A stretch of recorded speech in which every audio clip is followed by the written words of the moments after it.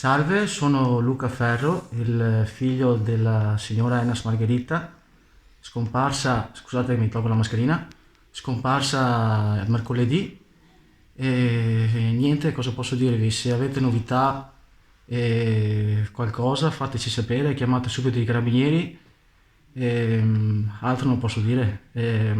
L'unica cosa che posso dire è speriamo mamma che mi senti.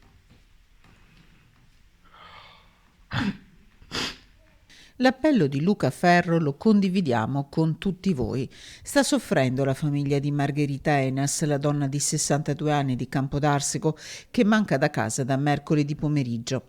Margherita pare sia stata vista in stato confusionale nella zona di Villanova di Campo San Piero, ma potrebbe essere più lontana perché era solita viaggiare in treno.